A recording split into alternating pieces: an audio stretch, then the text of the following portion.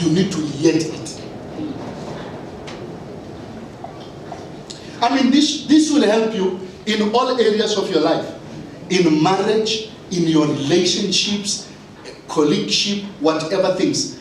What get you back in line? What get you back in life? That is why you own your happiness. Because you are the one who need to know what will get into your world. You should never give other people license to dictate whether you must be happy or not happy. You must control your happiness. You know the key into your happiness is you are yet. I will yet praise the Lord. So to David, praising him, who is the health of my countenance, and that is my God. And he says, I find energy when I continue to do what I am born to do. I mean, if you take an eagle and you put it in a cage, it will never feel well. What will make the eagle feel well is when you release it to soar in the sky. It's made to be there. When the fish get into the water, it's made to be there. When you do what you are born to do, against the odds that are pushing against you, then you have got the capacity to recharge. And what I want to show us is that not everyone is a praiser. Other people, but you talk about cleaning the whole house. Like you don't know what is happening. You talk about cleaning, what cleaner everywhere. What was spoon?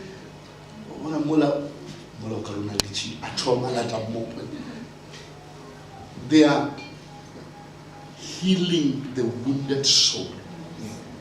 So to each one of us, there is a uniqueness of how to recharge. And it is so dangerous to serve God not knowing what makes you well. What makes you well? Because that is your reset button. The day you are deflated, you go back there and you are encouraged again. Do we get that? So let's look at, so that was just giving you what is the key to that. But the first thing that we need to do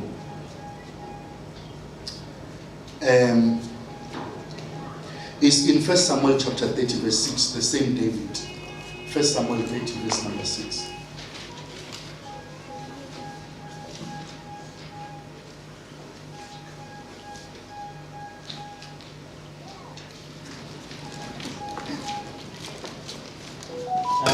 David was now in great danger because all his men were very bitter about losing their sons and daughters, of stoning him.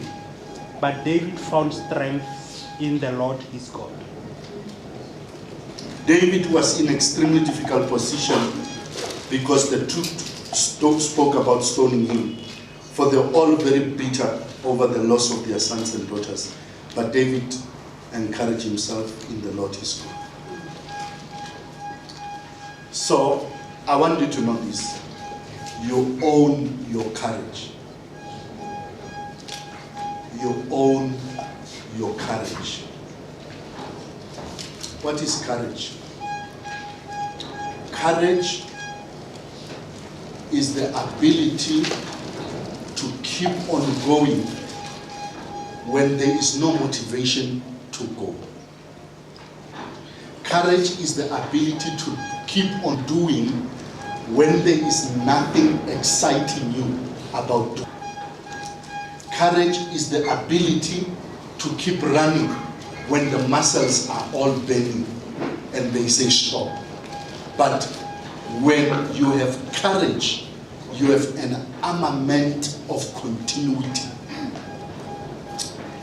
The difference between those that quit and those that continue is not that they lack commitment, but the ability to continue even when you don't feel like you want to continue. We call it courage.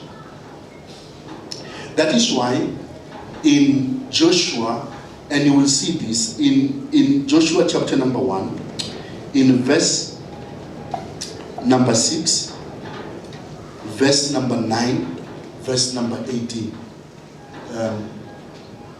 David encouraged himself in the Lord his God. So Mama, who must encourage you? It's yourself. Where? In your God, because the standard of God can never fail. Because if suppose you want to encourage yourself in your husband, the day you go there to look for courage, he needed double, you need it at that particular moment. Then you are crushed. Because you say, no, you are not sensitive. I came to you crying. At least you were supposed to suspend your own tears and listen to me. You said, no, I was crying. I need to come to you to cry. So as he want to cry to you, Luella, you want to cry to him. But in God, he will never be tired of listening to us. Complainer, what repeat the same thing, God will never be tired of you. So that is why the safest place to go for strength is in God, because God is a sure standard. But I want you to look at this before this command. Why in Joshua chapter 1, verse 6, verse 9, and verse 18? Why is there a repetition of the same thing?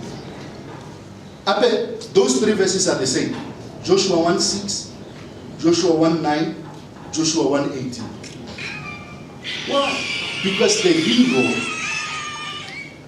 of Moses, the hero of Joshua, who is Moses, died. So who will not be crushed? For this man who parted the Red Sea, for this man that I was fighting when his hands were lifted up and I was winning.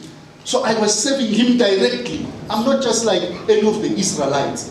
I am the one when the cloud descended and all other people left, I remained alone in the tabernacle to observe the ways of the cloud and understand. So Joshua, I was not just an ordinary person to this Moses.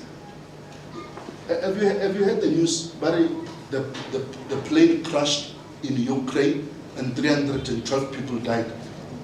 You think it's statistics. I say, oh sure, people are dying. How many? 300. Lose one person that is close to you. You will feel the horribilityness of death. But on the news, say, hey, yeah, people are dying, eh? But 300. May their soul rest in peace. 300 is too many. Lose one. What? Just one person. You will know what death means. But they say, oh, COVID-19 took 1.2 million. You see statistics. Oh, 1.2 million. Those were one individuals that were father, mother, brother, sister, husband, wife. So Joshua, this thing of Joshua, rises in a context of losing a hero, a role model, a man of God indeed, a man that walked with the tangible power of God. He's gone. And Joshua, arise, my servant Moses is dead. Pick up the baton to continue. Joshua was shattered because of what went against his will. He would have wished Moses to live forever, but it didn't work like that. Like many of us when we serve God, we have got wishes and desires and demands. We decide, I'm thinking of putting myself one day in Muruti Dada's shoes. You're preaching about Jesus every time you're given an opportunity to preach. Your life is all about Jesus. You study about Jesus. You pray Jesus. You go to the hospital, they tell you stage 4 cancer. And also remember stage 4 prognosis. Prognosis or estimation and prediction. Yeah, David dealing with stage 4. But which about a prognosis is 6 months. Yeah, you the society with this already. And then, there is a conflicting message. You say, no, but God, come on. Every day.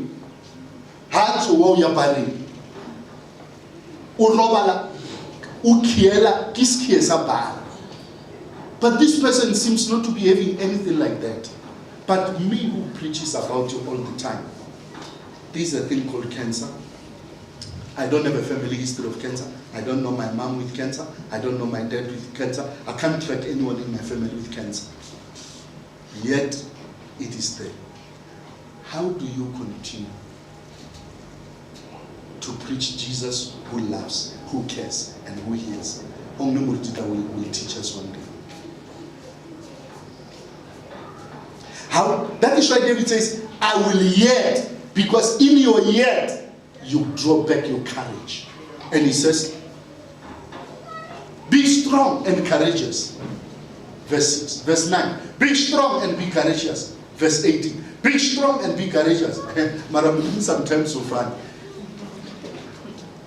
Hurry, I'll make you strong and I'll make you courageous. Joshua, while his shattered, is broken. Be strong and of good courage. Be strong and courageous. Go to verse 9. Have I not instructed you? Be strong and courageous. Verse 18.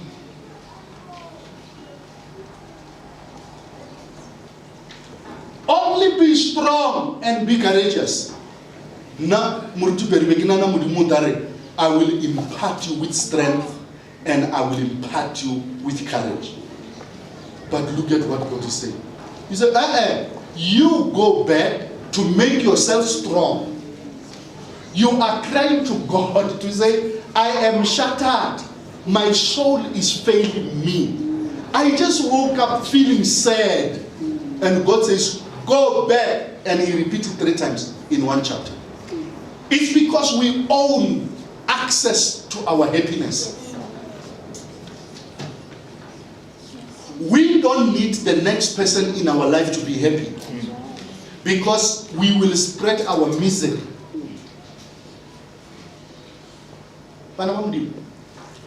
If you are not happy as an individual, getting married will not make you happy. You will transfer the same unhappiness you had when you were not married into the person that came to marriage happy. It is not friends that makes you happy. You need to be happy to meet your friends that are happy, and together we are happy. But if you are not happy and you don't own happiness yourself, then there is a problem. There is a crisis.